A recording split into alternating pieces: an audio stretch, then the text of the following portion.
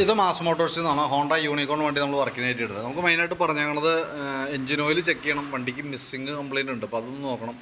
Headlight അതിൻ്റെ focus ഒരുപാട് പൊന്തിയിരിക്കണം, അപ്പോൾ അതൊന്ന് ക്ലിയർ ചെയ്യണേഴ്സ് പറഞ്ഞിട്ടുണ്ട്.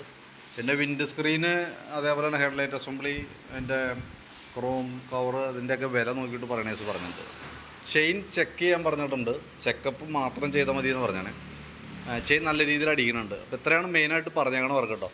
അപ്പോൾ നിലവിൽ നമ്മൾ മിസ്സിങ്ങുമായി ബന്ധപ്പെട്ട വണ്ടി വർക്കിന് കയറ്റി കാർബേറ്ററിൻ്റെ ഭാഗമൊക്കെ ഒന്ന് അഴിച്ച് ക്ലീൻ ചെയ്യും. കാരണം പെട്രോൾ കിട്ടാത്ത പോലെ ഒരു കംപ്ലയിൻ്റാണ് നമുക്ക് ഫീൽ ചെയ്തായിരുന്നത്. അപ്പോൾ കാർബേറ്ററിൻ്റെ ഭാഗം ഒന്ന് ക്ലിയർ ചെയ്ത് റീസെറ്റ് ചെയ്യേണ്ടത്. അതിൻ്റെ ഉള്ളിലൊക്കെ അത്യാവശ്യം അഴുക്കുണ്ട്, സ്ലോ ജെറ്റൊക്കെ അത്യാവശ്യം ബ്ലോക്ക് ഉണ്ടായിരുന്നു. അപ്പോൾ കാർബേറ്റർ ക്ലീനർ ഉപയോഗിച്ച് കാർബേറ്റർ ക്ലീൻ ചെയ്ത് റീസെറ്റ് ചെയ്യണം. അതാണ് നമുക്കത് ചെയ്യേണ്ട വർക്ക്. പിന്നെ ഞാൻ അതിൻ്റെ സ്പാർക്ക് പ്ലഗൊക്കെ നോക്കി, പ്ലഗ് വലിയ പഴക്കമില്ല, അന്ന് ക്ലീൻ ചെയ്തിട്ടാൽ മതി. എൻജിൻ ഓയിൽ ചെക്കപ്പാണ് പറഞ്ഞിരുന്നത്, ചെക്ക് ചെയ്തായിരുന്നു, നല്ല ഓയിലാണ്, കുഴപ്പമൊന്നുമില്ല.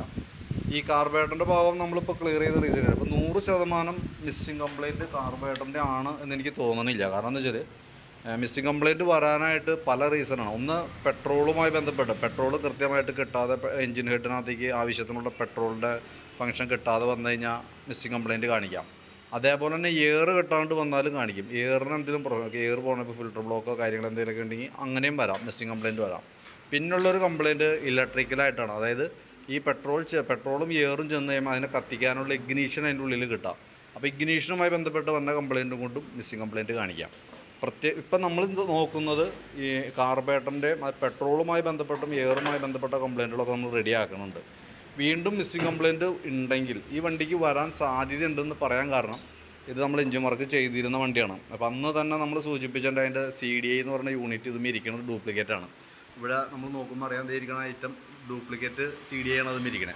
അപ്പോൾ ആ CDIയുടെ കംപ്ലയിൻറ്റ് കൊണ്ടും ഈ പറഞ്ഞ മിസ്സിങ് കംപ്ലയിൻറ്റ് വരും കേട്ടോ. അപ്പോൾ ഇപ്പോൾ നമുക്ക് ബാക്കിയത്തെ ഫംഗ്ഷൻ കറക്റ്റാക്കി ഇടാം.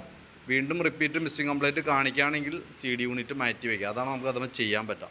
CD യൂണിറ്റിൻ്റെ കംപ്ലയിൻറ്റും കൊണ്ടും വരും. അപ്പോൾ അതും കൂടി ചെക്ക് ചെയ്തിട്ട് മാറ്റിയാൽ മതി. നിലവിൽ ബാക്കിയത്തെ ഭാഗം നമ്മളിപ്പോൾ ക്ലിയർ ചെയ്ത് വിടുന്നുണ്ട് കേട്ടോ. കാർബേറ്റർ ക്ലീൻ ചെയ്ത് റീസെറ്റ് ചെയ്യേണ്ട പ്ലഗ്, എയർ ഫിൽറ്ററിൻ്റെ ഭാഗമൊക്കെ ചെക്ക് ചെയ്ത് ആ ഭാഗം കറക്റ്റ് ചെയ്തിട്ട് നമ്മളിപ്പോൾ സെറ്റ് ചെയ്യുന്നുണ്ട്.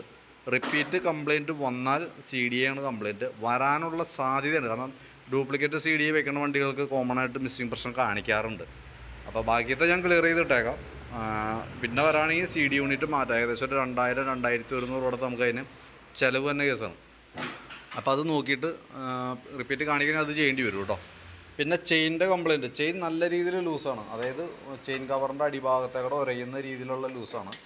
അഡ്ജസ്റ്റിംഗ് ആണ് ഈ പരമാവധി തീർന്നിട്ടുണ്ട്. അപ്പോൾ നിലവിൽ ചെക്കപ്പ് മാത്രം ചെയ്താൽ മതി എന്നാണ് പറഞ്ഞത്. അപ്പോൾ അതിനുള്ള ഫണ്ട് ഇല്ലാണ്ടായിരിക്കാം.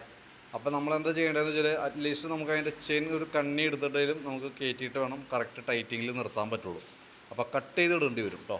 അപ്പോൾ കട്ട് ചെയ്തിട്ടാലും സൗണ്ട് ചിലപ്പോൾ ഉണ്ടാവാം. അതായത് ഇങ്ങനെ കറകറാന്നുള്ള സൗണ്ട് ഒരു പക്ഷേ ചെയിൻ്റെ ഭാഗത്തുനിന്ന് വന്നേക്കാം. അപ്പോൾ അതറിഞ്ഞിരിക്കാം. ചെയിൻ കട്ട് ചെയ്ത് നമ്മൾ റീസെറ്റാക്കി തരാം.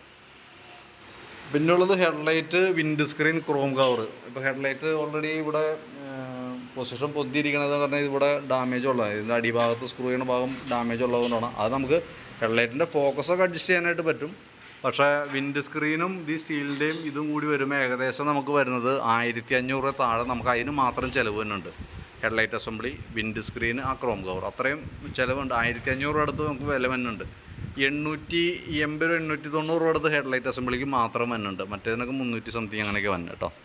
അപ്പോൾ അതിൻ്റെ കേസ് നോക്കിയിട്ട് ചെയ്യാനായിട്ട് ഉദ്ദേശിക്കേണ്ടി പറയുകയാണെങ്കിൽ അതിൻ്റെ അഡീഷണൽ എസ്റ്റിമേറ്റ് ഇടാം. ഇപ്പം ഞാൻ ചെയിൻ കട്ടിങ്ങിൻ്റെയും കാർബേറ്റർ ക്ലീൻ ചെയ്തിടുന്നതിൻ്റെയൊക്കെ ഒരു എസ്റ്റിമേറ്റ് ഞാൻ വാട്സാപ്പിലേക്ക് ഇട്ടേക്കാം. ആ വീഡിയോ കണ്ടുമ്പോൾ നോക്കിയിട്ടൊന്ന് റിപ്ലൈ ഇട്ടേക്കാം.